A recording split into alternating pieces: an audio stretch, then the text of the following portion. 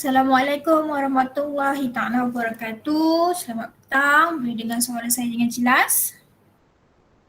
Waalaikumsalam. Waalaikumsalam. Waalaikumsalam. Okay. So sebelum kita mulakan kelas kita pada petang ini, kita buka dulu dengan surah Al-Fatihah.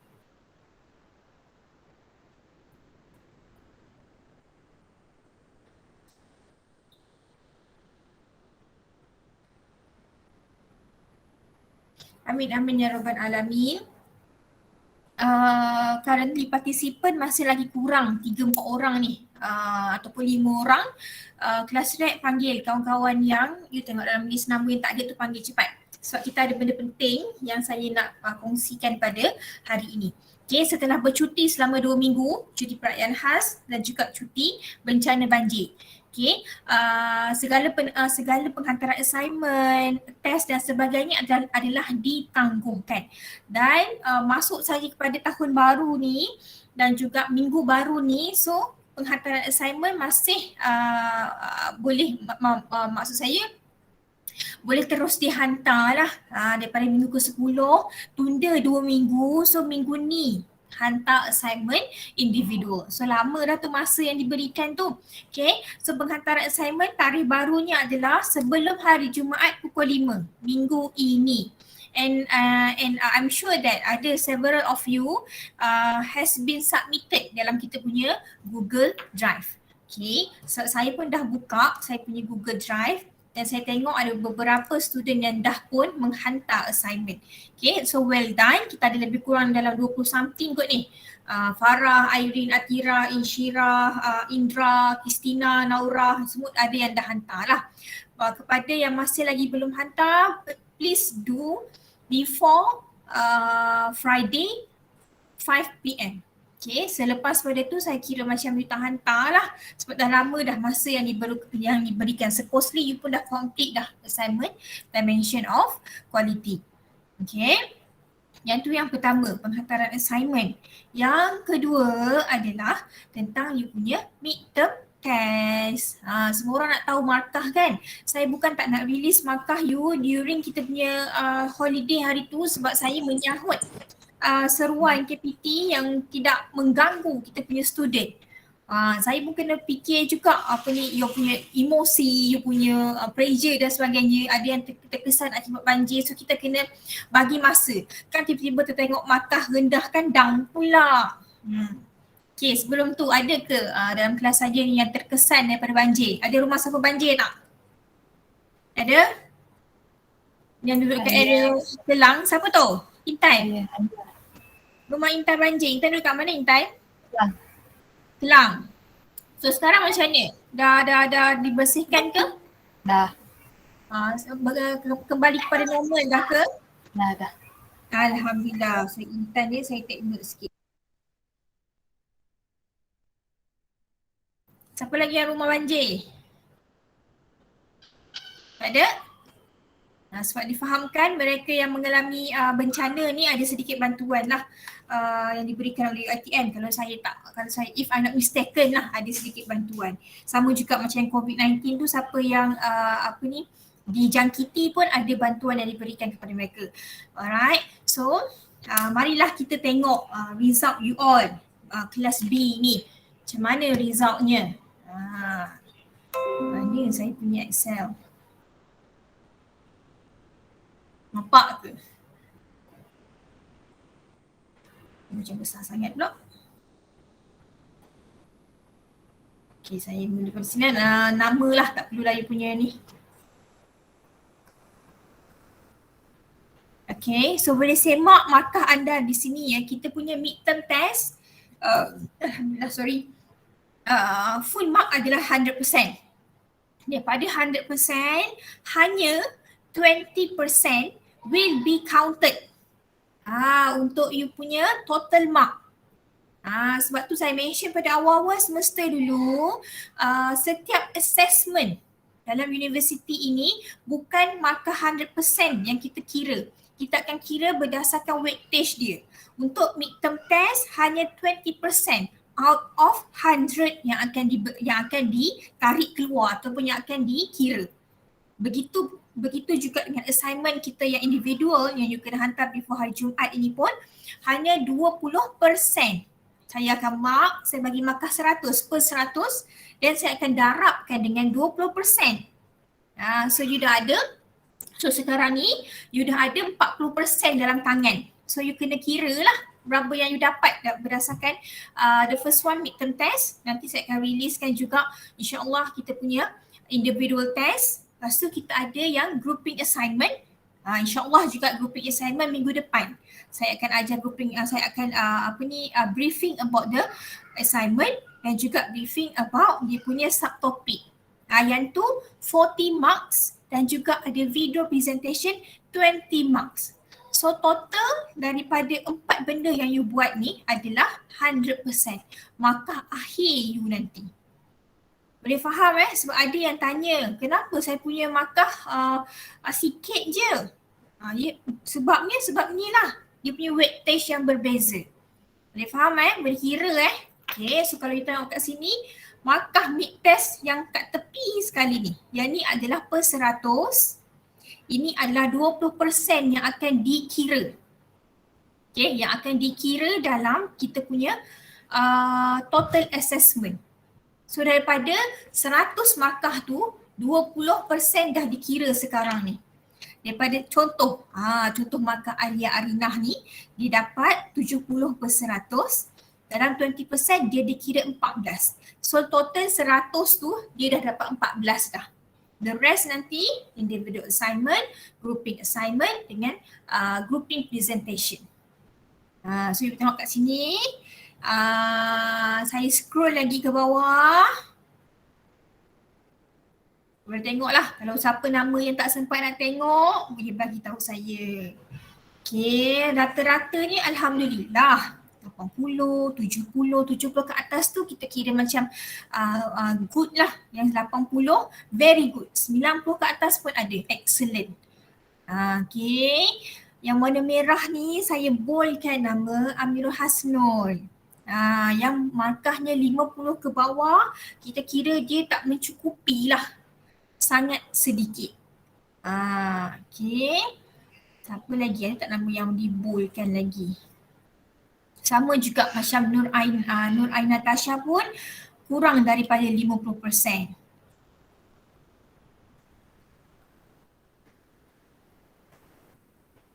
Adalah beberapa nama lagi yang diboldkan tu.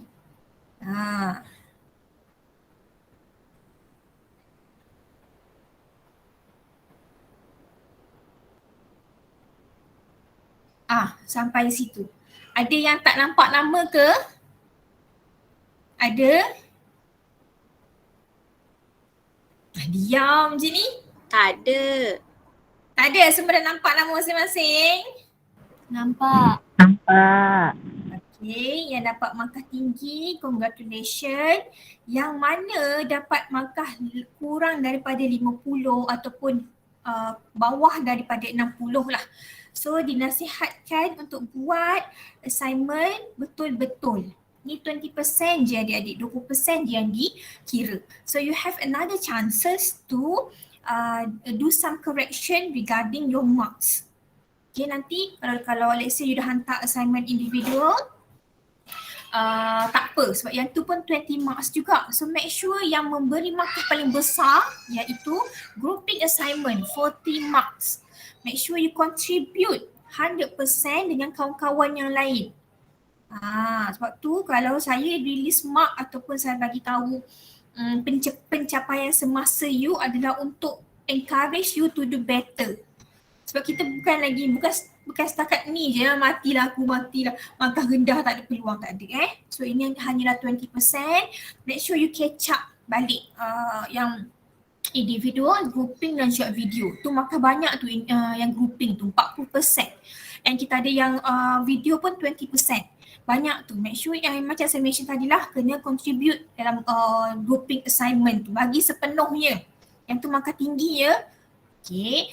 So kalau siapa-siapa yang masih lagi tak dapat lagi berapa markah dah masuk lambat. Ni ada berapa orang ni? Baru ada 40 orang. Mungkin ada seorang dua lagi yang tak masuk ni. Tak dapat nak tengok. Tak nak tolong dah lah. Saya release masa ni je. Make sure you catch up berapa markah yang you dapat ni. Tulis siap-siap dekat board. Oh, MGT test dapat banyak ni. Okay. Baik. Kalau you have personal problem yang mana dia menyebabkan you tak perform. Okay, you boleh direct kepada pensyarah tersebut. Puan, saya dapat markah rendah ni. Saya dah study dah dan sebagainya. Bagi tahu macam tu ke, apa tips nak dapat markah tinggi. Tak ada dah tips untuk assignment pula. Tips untuk assessment, exam tak ada dah sebab kita hanya ada satu saja test, midterm test. Apa yang saya boleh bagi tahu untuk you improve you punya assignment sahaja. Okay. Even though that kind of assignment is a grouping assignment, so kalau you rasa macam you nak improve ni, you nak dapat markah tinggi ni, you encourage lah kawan-kawan you, kita kena buat elok-elok. Tolonglah markah saya rendah ni, saya nak buat elok-elok. Okay. Baik. So, InsyaAllah Puan Zarina pun ada mention tentang jejak prestasi, tapi saya tak sure bila yang dia nak buat tu lah. Dia nak tunjukkan kepada you all prestasi semasa untuk subjek-subjek yang lain juga. Okay. So jangan rasa down, jangan rasa putus asa, jangan pressure. Sebab untuk MGT macam saya mention tadi, ada beberapa lagi assessment yang you kena complete. Okay, boleh? Setakat ni boleh ke? Boleh. Boleh jangan lemah-lemah. Boleh. Saya pula rasa macam kenapa pula you all ni. Okay. So boleh saya continue dengan topik kita hari ni? Boleh. Boleh. Syaifuddin, duit dah masuk? Apa? Duit carnival sukan dah masuk? Alhamdulillah dah masuk, Puan. Terima kasih. Sama-sama. Ni pemenang carnival sukan PPT tahun lepas lah, bulan 12. Okay. So hari ni kita nak cerita pasal sambungan kepada communication. Itu kita belajar communication ada informal, ada formal communication, and now we want to look about the barriers, communication barriers, penghalang daripada communication kita menjadi efektif, menjadi boleh disampaikan dengan berkesan. Apa penghalang dia? Okay, itulah dimaksudkan dengan communication barriers. Okay.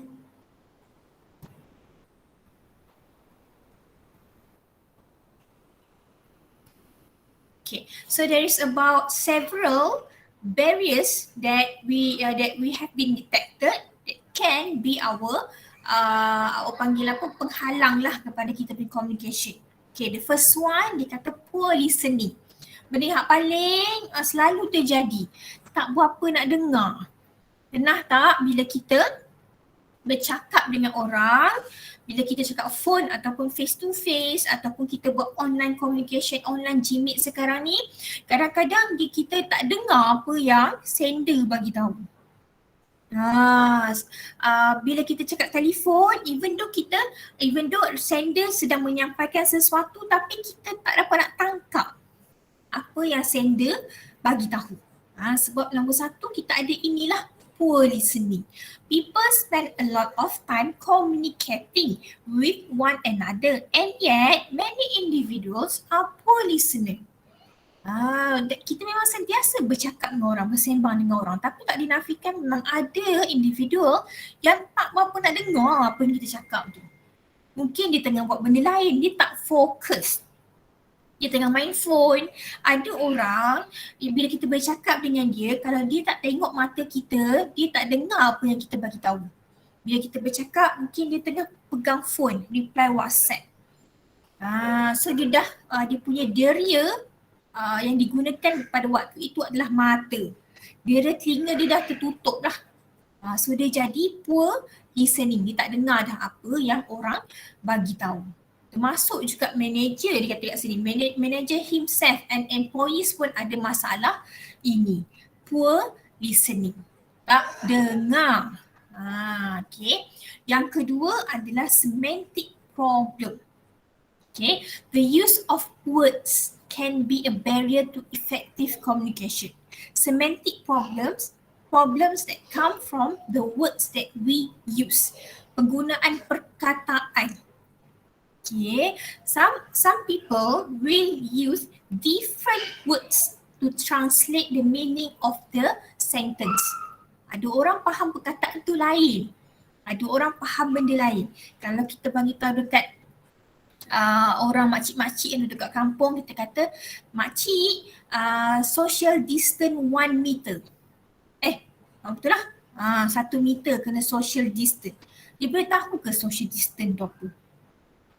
Because of a different education background, different attitude, different experience, different perception, that will make the usage of the words different. Orang kampung, mungkin makcik-makcik kat kampung tak faham social distance. Tapi kita faham lah. Sebab kita selalu dengar. Dekat you, kita punya background pun memang dah selalu mendengar perkataan sebegitu, so kita faham. So penggunaan words yang dipanggil sebagai semantic problem itu menjadi salah satu faktor penyampaian ataupun komunikasi kita tidak berlaku dengan berkesan. So dia, siapa yang kat tangan tadi tu? Kenapa tu? Tertekan kot. Tertekan. Okay. Yang seterusnya adalah filtering. Ni pun selalu juga berlaku. Bila ada seseorang sampaikan maklumat kepada kita, lepas tu kita nak sampaikan kepada orang lain, dia dah tak sama dah. Word by word yang Mr. A bagi tahu dekat Mr. B, Mr. B nak beritahu dekat Mr. C, word by word yang disampaikan oleh Mr. A tu dah tak sama dah. Dia dah pun ditambah interesting to make it the story more interesting, positive and acceptable to the receiver. So dia telah pun di-filter. Nak suruh sedap, nak nampak macam diri tahu lebih, dia tokok tambah lah. Okay, so ini pun menjadikan kita punya communication ataupun kita punya information yang disampaikan kepada orang lain tu dah lain lah. Yang keempat, credibility of the sender. Siapa yang sampaikan maklumat tersebut kepada orang, dia dilihat, dia dinilai. This means how trustworthy the sender. Orang akan tengok sender tu siapa? Orang yang boleh dipercayai ke? The source of the message. Info yang datang daripada dia ni betul ataupun tidak, orang tengok dia adalah siapa? Menteri Kesihatan. So apa yang YBK dibagi tahu, kita percayalah sebab dia adalah seorang yang credibility dia sebagai ketua, sebagai Menteri Kesihatan. Kalau tentang COVID, tapi yang bagi tahu tu mereka yang tak berkaitan dengan Kementerian Kesihatan. So kita ragu-ragulah tentang dia punya maklumat. Credibility of the sender tu pun diragui. Okay, so bila ada trustworthy terhadap sender, kita pun dapat maklumat tu, kita rasa macam betul lah. Contoh lain, kalau sekarang kan ada test kit kan untuk kita check sendiri, self check about the COVID-19. Tapi nanti kalau ada someone yang kata ragu-ragu, betul ke test kit ni dah negatif dah ni, tapi dia ragu-ragu. So dia refer kepada doktor, dia refer kepada KKM, boleh ke guna test kit yang ni? Ini memang diluluskan oleh KKM ke? So bila ada doktor bagi tahu, ada farmasi bagi tahu, betul. Test kit ni memang KKM terima, bukan daripada fake punya test kit ke apa. Sebab kita akan rasa macam lega lah, betul lah test kit aku guna ni. Sebab yang bagi tahu tu doktor, yang bagi tahu tu adalah mereka yang relate dengan KKM. Okay. Whereas if the sender has low credibility, what happen kalau sender itu ada low credibility, the receiver may ignore the information conveyed to them. Bila orang yang sampaikan maklumat tu adalah orang yang tak berkredibiliti dalam sesuatu isu, kita akan rasa kita akan ignore informasi tersebut. Sebab apa? Sebab kita ragu-ragu. Okay. Yang kelima adalah emotionality. Bila kita sampaikan maklumat, tak dinafikan, mesti ada related with the emotion. Love, anger, hate, jealousy, fear, tu semua emotion yang ada dalam manusia. For example, dia kata a person who is in an angry mood because of the family problem may still look and sound angry when he is conveying information. Contoh, sebelum datang ke office, dia bergaduh dengan bini dekat rumah. So dia datang ke office membawa mood marah. Walaupun tak ada kena-mengena dengan office environment, dengan pekerja-pekerja lain, tapi sebab dia sekarang ni tengah marah, bila dia masuk meeting, ada je lah nak condemn orang ni, nak bahan orang ni, nak keluarkan isu dah lama pun nak keluar lagi. Sebab apa? Sebab dia bawa emosi marah. So the receiver who received the message may also get upset because he may feel the sender is angry with him. Dia sebenarnya dia bukan nak marah kepada dalam meeting tu pun bukan nak marah sangat pun, tapi dia terkesan daripada digaduh dengan bini dia kat rumah tadi tu. So dia terbawa-bawa. So orang yang menerima mesej ni pun rasa macam tak suka lah, nak marah, sedih lah pula kan. So sebab itu dalam dunia pekerjaan kita ada professionalism. Tak boleh campur adukkan lah sepatutnya. Okay. Yang keenam, noise.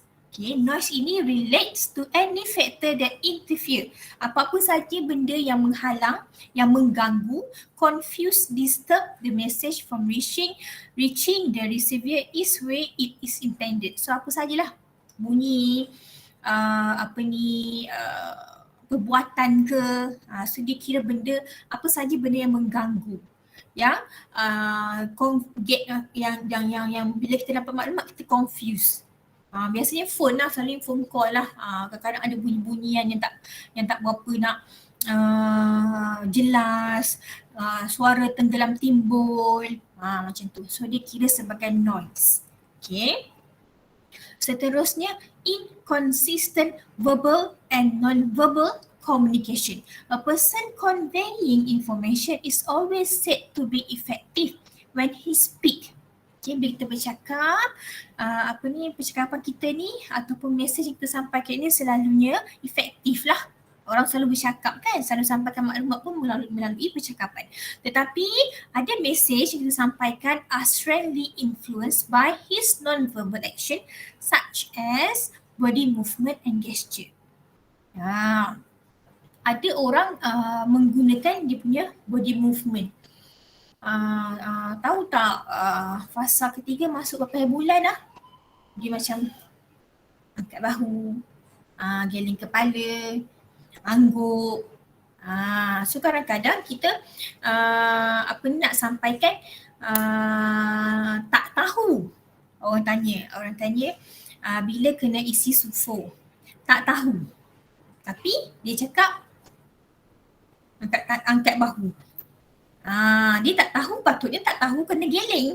Bukannya ni macam entah. So penggunaan inconsistent verbal dengan non-verbal tu pun boleh mendatangkan barriers. Orang pun confused, kau ni tahu ke tak tahu ni? Okay.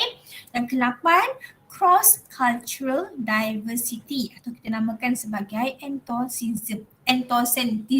Okay, iaitu tendency to consider one's own culture and its value as being superior to others. Ia biasanya terjadi dalam culture yang berbeza. Ada culture yang membenarkan bersekedudukan, contohnya. Ada kan? So ada yang mengharamkan. So different culture kadang-kadang mendatangkan communication barriers. Boleh ke tak boleh ni sebenarnya? Okay, ada juga culture yang dulu-dulu membenarkan bagi apa tu, nak bagi Tuhan makan, dikorbankan orang lah, apalah. Okay. So itu adalah salah kalau di bahagian kita, culture kita salah lah. Tapi kalau culture dia benda biasa. Okay. Seterusnya adalah trust and credibility. Okay, without trust, the communicating process concentrate their energies on defensive tactics rather than on conveying and understanding meaning. Yang ni pun lebih kurang macam sender credibility, tapi dia lebih kepada maklumat. Maklumat yang disampaikan itu benar. Maklumat yang disampaikan itu mempunyai credibility.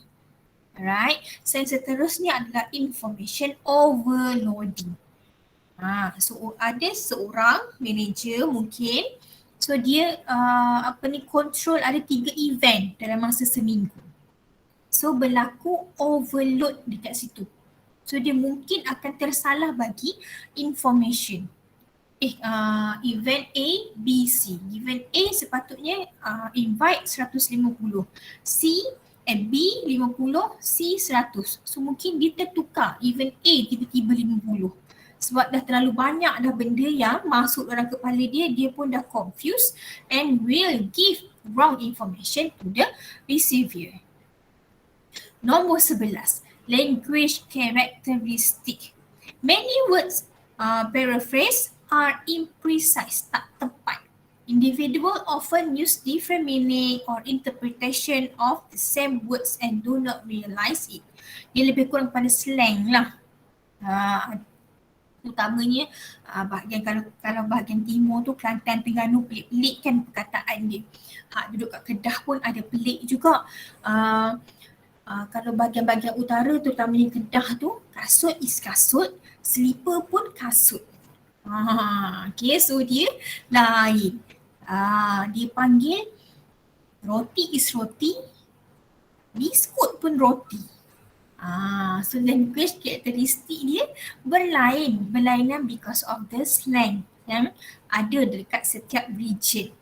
So bila kita dengar, dia ni nak makan apa ni? Kata nak beli roti, dah beli dah roti gadinya, tapi tak nak roti lain. Rupanya dia nak biskut Lexus. Okay, so itu adalah language characteristic. Okay, yang seterusnya gender differences, perbezaan lelaki dengan perempuan. Memang terlampau banyak perbezaan, termasuklah effective communication. Since male and female are often treated differently from childhood, they tend to develop different perspective, attitude about life and communication style. Daripada kecil pun memang dah di-treat lain-lain. Perempuan, lelaki, kalau kita kata nak bunga, means bunga lah. Dia beli bunga lah. Kalau perempuan dia suka berkias-kias. Yang mana lelaki susah nak faham dan sebagainya. Difference gender bukan sahaja dari segi communication, dari segi interest, dari segi mindset pun berbeza. Perempuan kalau masuk ke mall, contoh lelaki kalau masuk ke mall nak pergi kat kawasan Sport Direct je lah. Dah beli kasut Adidas untuk jogging, keluar. Tapi perempuan complicated sikit. Nak beli kasut tapi nampak macam handbag tu lawa. At the end, dia beli apa? Baju. Okay, different gender. Nak cerita pasal gender ni panjang. Difference, perbezaannya. Okay, termasuk dalam communication. Other factors termasuklah time pressure, physical distraction, differing perception, noise. Semua boleh jadi interfere kepada good communication. Time pressure, contoh kalau kita tengah pressure masa tu kan. So kadang-kadang bila nak jawab exam dah hafal dah semua. Tapi tergopoh gapah. So time pressure bila dah hafal semua tu, dah masuk exam dah tak ingat dah. Ataupun contohlah ada informasi yang di-share oleh PPT. So you nak masa tu you rushing nak bagi tahu kawan you. So you bagi highlight je, isi-isi you tak bagi. Itu pun boleh jadi barriers kepada effective communication. Okay, so bila kita dah tahu about the barriers, we must know how to overcome communication barriers. Nak overcome macam mana? Nak bagi, even though ada barriers, kena ada juga solution untuk sampaikan maklumat itu dengan secara efektif. Dia kata kat sini kena ada suitable language. Kalau kita nak bercakap dengan orang tua, kita menggunakan bahasa lain, bahasa yang mudah difahami, a simple language. Kena jadi a good listening, kena knowing our receiver. Kena dapatkan feedback dan sebagainya. Nak tahu orang faham ke tak, sebab itulah pensyarah ke cikgu ke apa ke guru besar ke, setiap kali dia mengajar dia mesti akan tanya faham ke tak faham, nak dapatkan feedback. Apa yang dia dah membebel sejam tu, you all faham ataupun tidak. Kalau tak faham, bermaksud communication itu tak berlaku dengan efektifnya lah. Mungkin penggunaan language, mungkin time pressure, you dah mengantuk tahap apa tak tahulah. Tak ada nak buka mata sebelum dah tertidur lah, tak dengar. Dah jadi poor listening, mungkin you punya network coverage tak bagus, hujan kat kawasan you. Okay. So macam mana nak overcome? The first one, saya kata tadi, kena obtain feedback, baru cerita tadi. Yang kedua, kena guna simple language. Cara kita nak sampaikan informasi kepada you, budak PPT lain cara sampaikan informasi kepada orang budak negeri. Lain sebenarnya. Different courses pun lain. Mereka yang biasanya kos-kos yang ada kat tapah, accounting, sains semua tu, kita bagi tahu sekali dia faham. Yang mana yang ada kat Sri Iskandar ni, yang ambil art and design, yang ambil tailoring ke apa ke, seramik ke apa ke, dia kena 2-3 kali bagi tahu. Penggunaan language kena simple. Yang tu pun menyebabkan, yang tu pun kita kena ambil tahu supaya apa yang kita sampaikan mereka fahami. Macam juga dengan you all, saya cakap satu-satu perkataan supaya apa yang keluar pada saya ni adalah language yang biasa saja. Kalau you tak faham word-word yang di dalam ni, boleh tanya. Sebab I'm not using fully English. Okay, hopefully apa yang saya sampaikan, apa yang saya terangkan tu, you faham lah. Ni bahasa Melayu general je. Saya tak speaking Cantonese pun. Okay, boleh je kalau nak speaking. Okay, recognize emotion. Kena tahu sender, kena tahu receiver punya emotion. Sebab tu saya ambil pendekatan untuk tidak memberitahu markah pada 2 minggu yang lepas. Saya kena tahu emosi you stabil ke tak pada waktu tu. Even though ada je yang stabil sebab rumah dia tak terkesan banjir, dia duduk di rumah, internet coverage okey, semua okey. Nak bagi tahu bila masa pun boleh, tapi tak adil lah kepada orang lain. So I'm hopefully that bila you dah masuk kepada sem baru ni, minggu baru ni, tahun baru ni, azam you pun dah berubah lah. Semua ada azam kan. Okay, so you punya pressure pun, you dah pandai manage you punya pressure, pandai manage you punya time. Okay, bila masuk ke kelas, janganlah masuk ke kelas tu kena hati terbuka, kena minda terbuka untuk menerima ilmu. Okay, seterusnya, do not make on conclusion. Tak sampaikan lagi pun maklumat. So you jump to the conclusion. You kata tak perlu kot bagi tahu dia dah tahu kot, kawan dia ada je, mesti kawan dia bagi tahu. So you dah jump into the conclusion. How about kalau friends, dia punya kawan tu tak bagi tahu pun maklumat tu pada dia. So tak dapatlah maklumat tersebut. Contoh, as a class rep, when ada beberapa informasi yang Puan Zainab share dalam group class rep. So class rep kena maklumkan kepada the whole members of our class. Kalau dia tak sampaikan, let's say ada members dia dalam kelas tu bertanya lagi sekali kepada saya ataupun Puan Zarina, bermaksud you tak buat, you tak tak sampaikanlah kepada you punya class members. Okay, avoid noises. Noises tadi yang berbentuk bunyian, yang berbentuk kadang-kadang bukan datang daripada bunyi, daripada apa yang kita lihat. Sebab kita nak buat communication, kita kena melalui telinga kan, kena listen. Tapi bila ada distraction yang datang, kita nampak, so dia akan di-grab kita punya attention, kita dah tak dengar adalah apa yang sender bagi tahu. Okay, another one, understand verbal and non-verbal communication. Managers should understand individual facial expression, clothes, posture and gesture. Dia datang kepada kita, contoh pekerja datang. Hari ni dia dengan baju tak iron, dengan serabainya. So kita nak bagi tahu ke bad news kepada dia hari tu. Mungkin kita kena tunda dululah. Mungkin hari ni dia dah menerima perkabaran yang tak bagus ke, mood dia tak bagus ke. So kita baca daripada dia punya attire tu. So kita postpone dulu bagi tahu. Okay. So the next one, create openness, rational trust. Subordinates always have fear and a feeling of insecurity to share their problem. Ada orang yang takut nak bagi tahu. Ada orang takut nak share. So managers should create an openness atmosphere. So dia bila ada orang datang nak mengadu lah, ada bergaduh kat dalam office ke apa, as a listener, as a manager, dia kena create openness atmosphere. Terbuka berfikiran, terbuka, rational, trust, so that employee could talk freely about themselves, their work or others' problem. So supaya orang employee yang datang kepada dia tu berasa selesa untuk berkongsi. Kalau lah employee baru buka mulut, dia dah pumpang, ni salah kau lah ni. Engkau yang datang lambat, performance datang bagus. Rasa-rasa lepas ni memang tobat lahum lah, orang tu takkan jumpa dengan kita. So as a manager, dia kena create openness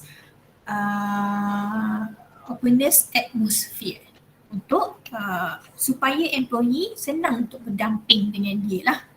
Right? So dah habis tentang communication barriers and how to overcome communication barriers. Alright? Boleh faham setakat ni tentang apa yang saya bincangkan ni? Boleh.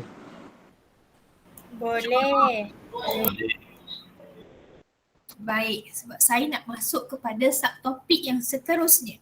Alright, sebelum tu saya tanya dululah. Share dengan saya apa 3 communication barriers. 3 je saya nak.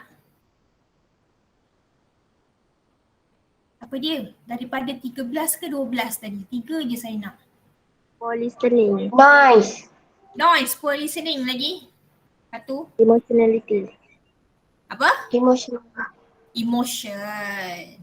Okay, so ada beberapa lagi, banyak lagi tadi. 13 tu tak salah saya. Okay, so kita nak overcome. Contoh nak overcome emotional tadi tu. Kena jadi macam mana? Obtain feedback. Apa dia?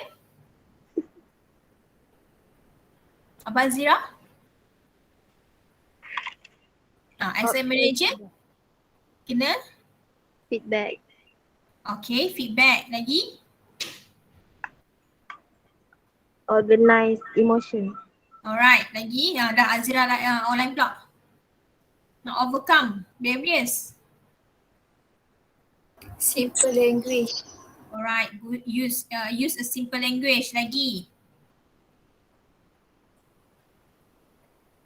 Apa? Satu lagi.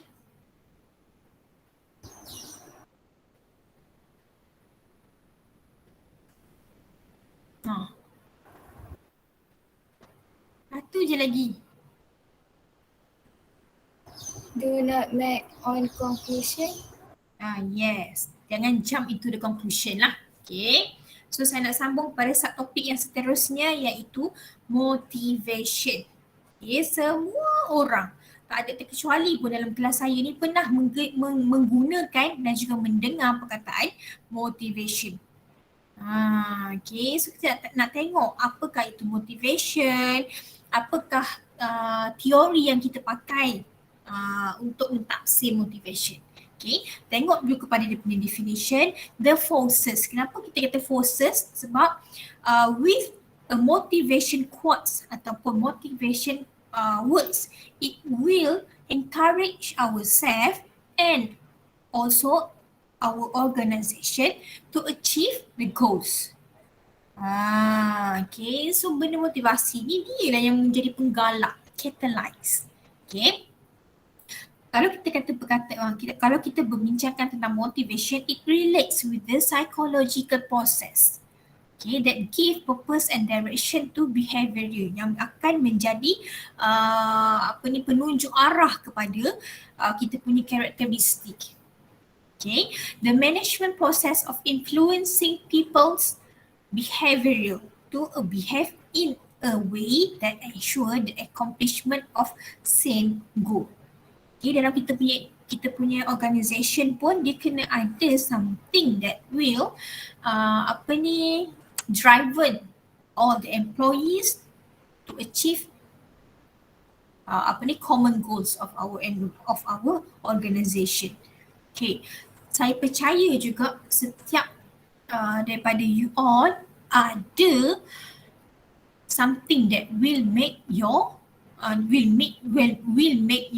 you will feel motivated. Macam saya juga. Bila saya rasa macam down dalam saya punya pekerjaan, saya akan motivasikan diri saya kenapa saya pilih pekerjaan ni. Okay. Semua pekerjaan ada pressure dia. You study pun ada pressure. So saya akan motivasikan diri saya kenapa saya pilih untuk berada di sini. So kalau ada pressure yang datang, saya kena atasilah.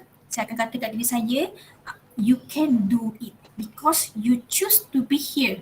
You choose to be a lecturer. You choose to motivate. You choose to educate society. Anything happen, apa saja yang datang kepada saya kena hadapi.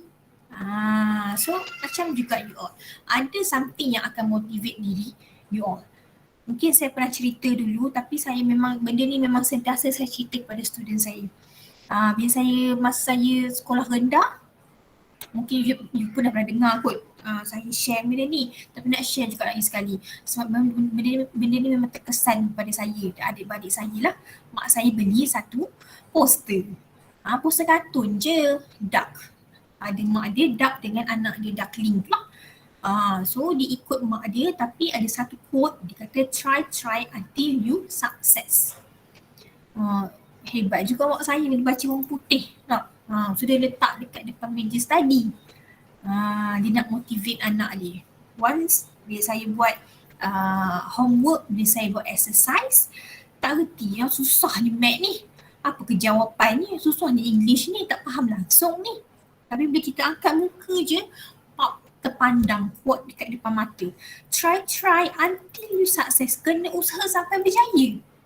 Tak faham bahasa Inggeris, ambil. Saya dulu ada dictionary banyak. Kalau banyak, ada 2-3 dictionary. Hak kecil ada, hak tebal, hak besar pun ada. Carilah. Kalau you all sekarang guna Google Translate je, tak jumpa. Ni kena cari satu. Kalau contoh perkataan itu adalah teach. Cari dulu T. Lepas tu E. Dia lain-lain kan. So nak sampai ke teach tu makan masa lah 2-3 minit. Barulah jumpa mengajar. Okay, sama juga dalam sesebuah organisasi. Dia kena ada something that that will be motivate the managers as well the employee, so that both manager and employee understand well about the mission, vision, objective of our organisation, and will struggle to make our organisation success. Sebab dalam satu organisasi, bukan orang atas je yang kena bekerja lebih kuat, bukan orang bawah je kena bekerja lebih kuat. Both kena bekerja sama. Okay. So, dalam motivation ada beberapa lah teori yang kita guna pakai. Okay, dalam model yang pertama yang kita namakan sebagai human resource model, yang kita ada dua teori. Human resource model ini yang dikeluarkan oleh Douglas McGregor. Okay, so we have about two theories, theories X and theories Y.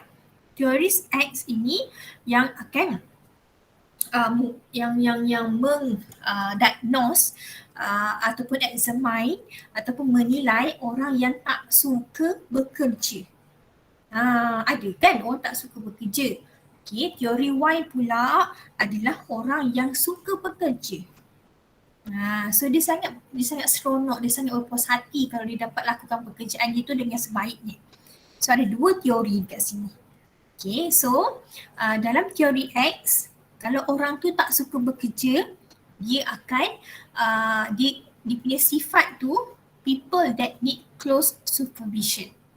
Dia perlu sentiasa di-guide.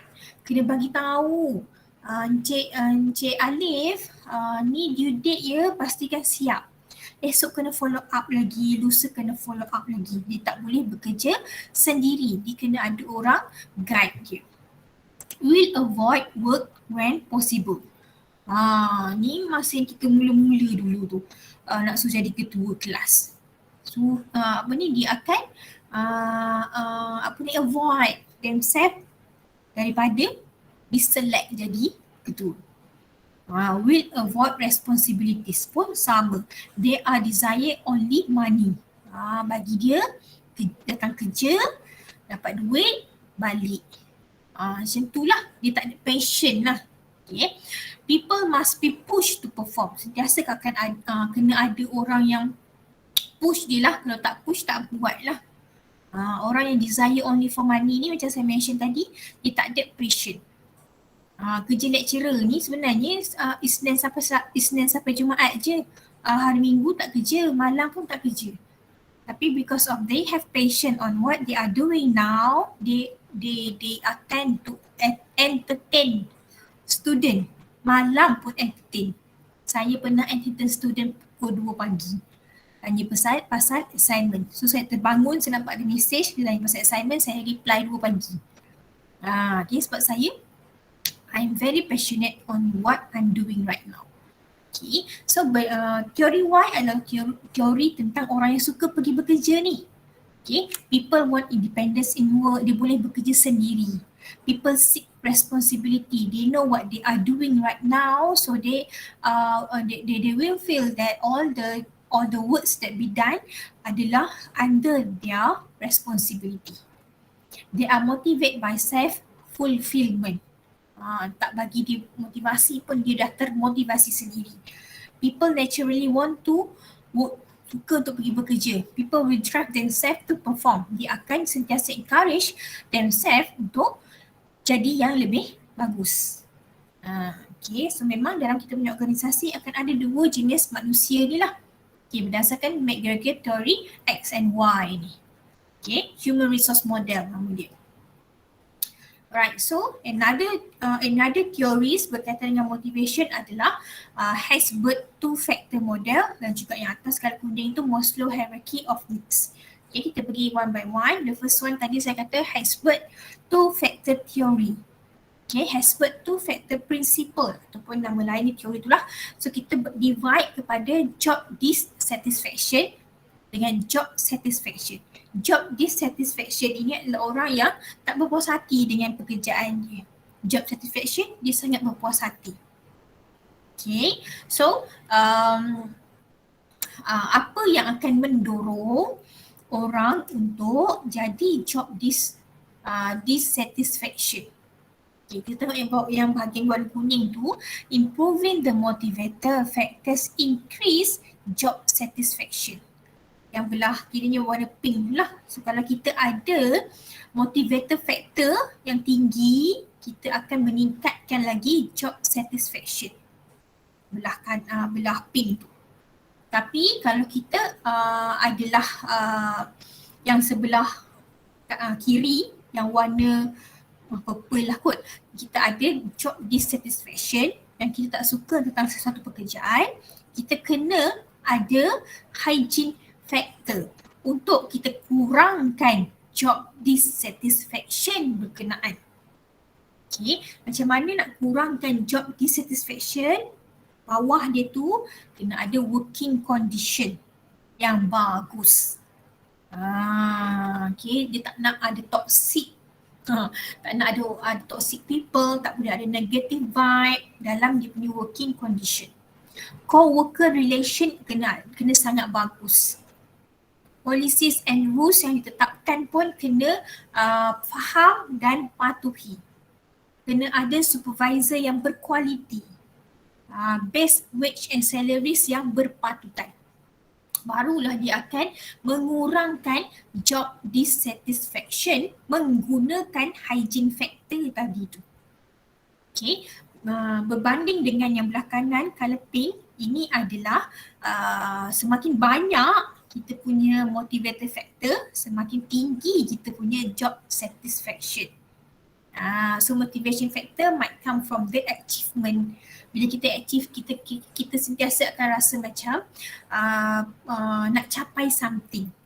Recognition, responsibility, work itself, advancement, personal growth. So something that will make ourselves self-motivate dan juga we encourage ourselves to do better.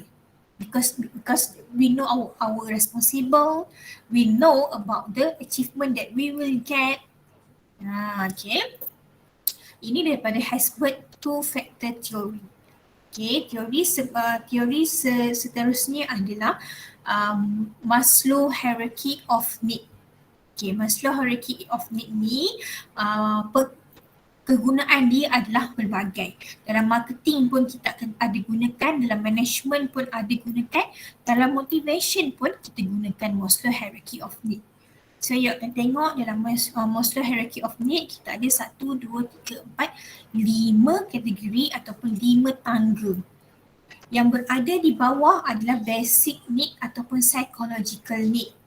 Dan kenapa dia berada di bawah? Sebab dia adalah keperluan asas. Okay, so kita tangga kedua kita ada security needs, keperluan terhadap keselamatan. Yang ketiga kita ada social need ataupun nama lain dia adalah affiliation needs, iaitu hubungan. Yang atas lagi kita ada esteem needs, iaitu kepada pencapaian. Self-actualization need yang atas sekali, yang mana bila kita dah achieve, itulah benda terakhir yang kita nak pun. Contoh kalau self-actualization tu, kalau you nak pencapaian yang paling tinggi dalam education, you dah jadi prof lah, VK7. Kita semua orang capai sebab tu dia berada di tangga yang paling tinggi dan paling kecil. Yeah. So we go through one by one. Daripada bawah tu kita ada psychological needs, keperluan asas. Needs for food, water, air, shelter. Okay, so benda ni kalau tak ada, dia boleh menyebabkan kematian lah. Tak ada makanan, tak ada minuman, ya Allah. So kita akan kebuluran. Tak ada tempat bergantung. Duduk kat hujan panas, lama-lama pun kesihatan merosot dan sebagainya. Okay, yang seterusnya security needs. Bila kita dah complete kita punya psychological needs, keperluan seterusnya adalah kepada keselamatan. A safe physical and emotional environment. Kalau kita dah ada shelter, kita dah ada keperluan asas kita dalam rumah, seterusnya kepada security needs, kita pasang grill, kita pasang CCTV. Sebab apa? Kita nak menjamin, walaupun dah ada rumah, kita nak menjamin keselamatan. Nak pilih rumah tu pun tadi, mungkin you pilih tempat yang ada guarded ke, yang ada dia punya guard yang dekat dengan basic transportation, dekat dengan LRT dan sebagainya. Tak nak jauh-jauh, nanti kalau jauh terdedah berbahaya dan sebagainya. Okay, dinamakan sebagai security needs. Okay, dia kata kat sini, manager will often emphasize rules, job security and fringe benefit. Okay, bila kita berada dalam satu organisasi, kita kena faham organisasi tersebut pun ada beberapa benda yang kita perlu patuhi. Rules dia, tak boleh datang lebih pada pukul 8. Okay, nanti akan menjejaskan you punya bonus dan sebagainya. So itu adalah as a security needs yang you kena faham, you kena patuhi. Okay, seterusnya affiliation ataupun tadi nama dia adalah apa dia, relationship ke bukan?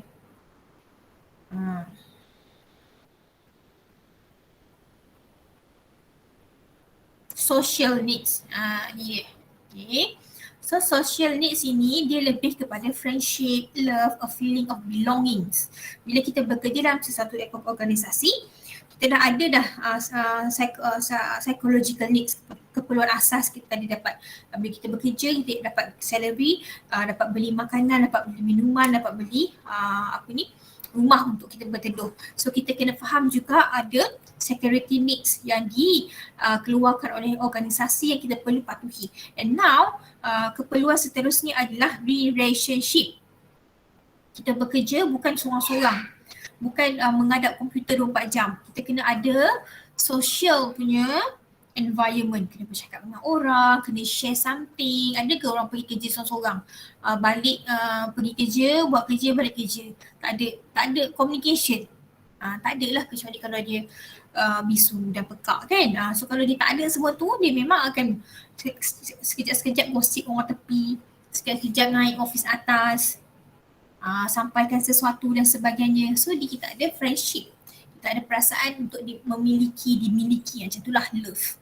Okay, so dikatakan sini, individuals value their works as an opportunity for finding and establishing friendly interpersonal relationship tadi tu. Yang saya mention tadi tu, dia kena ada someone yang dia nak share information, yang dia nak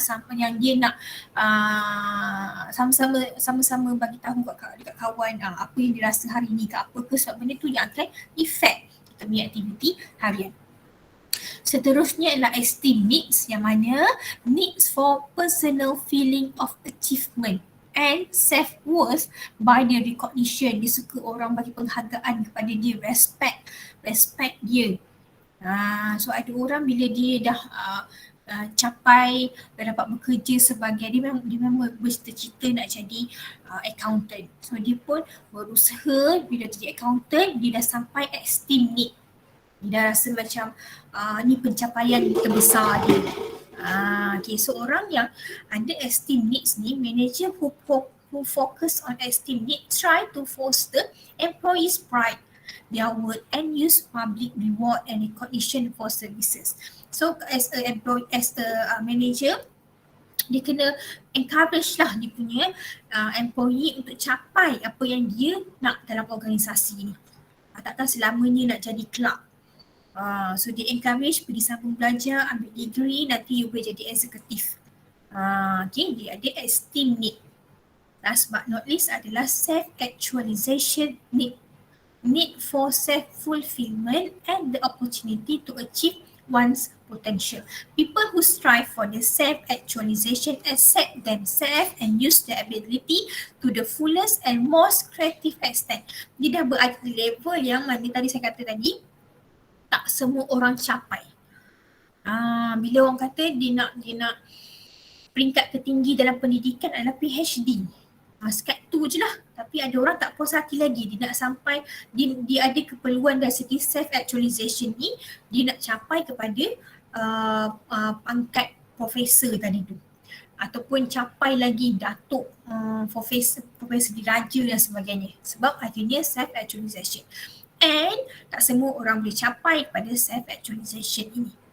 Okay, manager who emphasize self-actualization may involve employees in designing job or make special assignment that capitalize on employees' unique skill. So there is something uniqueness dalam kita punya employee. So kita recognize, dia ni boleh pergi jauh ni.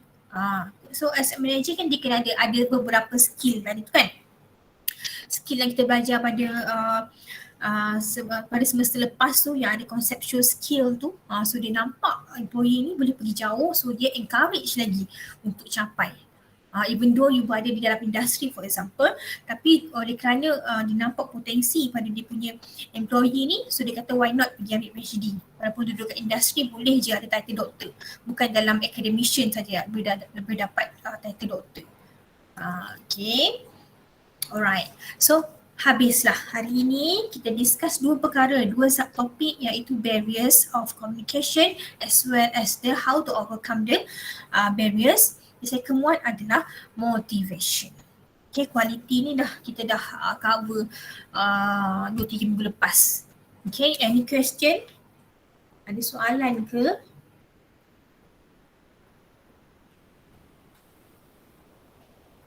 Saya dapatkan feedback ni, ada soalan ke tak? Madam. Sekejap. Apa kan dia ada dua kan tadi yang lepas definition of motivation kan ada dua benda tu kan. Sekejap. Apa Mana? yang lepas definition of motivation tu? Ada Maksud, model ke? Yang tu. Yang tu maksudnya itu penting ke? No, ini tak penting. Ini Dia macam ni, dia sebenarnya kita nak bagi tahu dekat sesebuah organisasi macam mana kita nak motivate kita punya employee. So, yang human resource model ini kita recognize dalam sesebuah organisasi tu ada orang yang tak suka bekerja, ada orang yang memang dia ceria, dia datang kerja memang dia ceria, dia memang suka bekerja. Okay, bila kita dah tahu ada orang yang sebegitu, kenapa dia jadi macam tu? Inilah sebab dia kena sentiasa dimotivasi, sentiasa diperhatikan, dia tak suka kepada responsible. Okay, so bila kita dah tahu tentang teori ni, so kita as a manager, kita kena ambil tahu so macam mana overcome teori ni. Daripada teori X ni, dia kena jadi teori Y ni. So bila kita dah tahu dua ni, sebab sekarang ni kita nak bagi tahu as a manager memang ada dua jenis manusia ni, so macam mana nak overcome, nak bagi mereka ni termotivasi untuk bekerja dalam kita punya company. Sebab tu kita baca tentang motivation ni. Yang seterusnya ni pun sama. Yang Hasbird ni pun sama. Kita tengok ada job dissatisfaction, ada job satisfaction. Kalau nak kurangkan job dissatisfaction, dia kena gunakan hygiene factor untuk meningkatkan balik dia punya job dissatisfaction. Dia tak berpuas hati, semakin tinggi job dissatisfaction, okay, semakin kita kena gunakan hygiene factor. Kalau yang sebelah sini ni tak apalah. Kita guna je motivator factor, dia lagilah akan meningkatkan job satisfaction. Kita study tentang motivation ini dalam kita punya organisasi. Apa yang manager should do to motivate their employee. Same as Maslow hierarchy of need. As a manager, we need to know apa keperluan-keperluan yang ada dalam keperluan manusia. Bila dia faham, keperluan asas ini, psychological needs. Okay, dia tengok pada employee, adakah syarikat dah bagi psychological needs yang elok kepada dia punya employee, dah bagi gaji yang bagus, dah bagi benefit yang bagus, dah jaga kebajikan dia, dah bagi security needs, dah meningkatkan social needs, relationship, tingkatkan lagi, bagi esteem need, encourage mereka untuk dapatkan sesuatu. Last lagi, bagi lagi mereka motivation untuk capai dia punya high level dalam dia punya kehidupan. Macam tadi saya mention, even though you berada dalam industri, it's not wrong kalau you ambil PhD. Bukan kepada academician saja nak jadi pencerah kena ada PhD, bukan. Orang duduk industri pun ramai yang ada PhD. Boleh faham Azira? Faham. Yes. Alright. Lagi? Anything else? Siapa masuk fasa 3? Ada dalam kelas B? Kemasukan fasa 3. Ada ke dalam kelas ni? Izzah Fatini, Alif Haikal. 2 orang je? 2 orang je So welcome to our main campus of Perak lah. Ada 2 campus kan? 3 campus. So Sri Iskandar is the main campus lah. Selamat datang kepada kampus kita dan masuk ke dalam. Bilik okey ke? Belum pergi. Tak masuk lagi. Tak masuk lagi. Berapa hari bulan nak masuk? Hari Rabu. Esok. Alif esok, Selasa. Ya.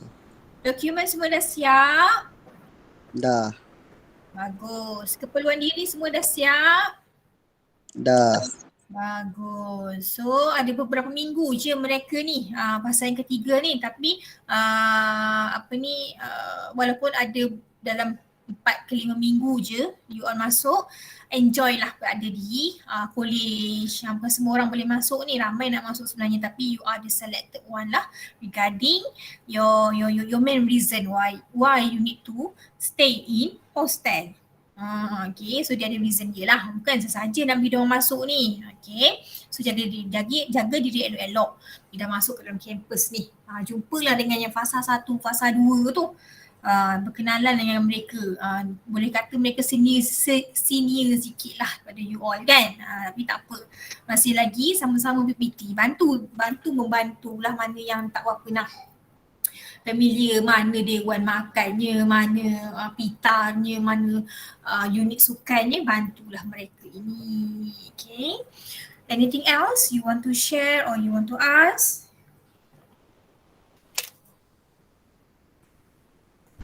You future jangan lupa tanda. Okay, tak tanda saya pangkah terus. Tak beritahu reason saya pangkah terus. Ada tak apa pun nak tanya lagi? Okay. Minggu depan kita masuk kepada as I mentioned before, kita punya group assignment dan subtopic related to our assignment. So minggu depan you dah boleh start buat group, you dah start boleh buat grouping assignment. Nanti saya akan mention bila supposedly you hantar group assignment. Jangan risau, saya tak kejam sangat nak suruh hantar cepat-cepat, dan saya pun tak adalah murah hati sangat nak extend lama-lama. Just nice je waktu yang saya bagi itulah. Okay. Kalau tak ada apa-apa, kita tutup kelas kita dengan tasbih ifarah dan juga surah wal asr.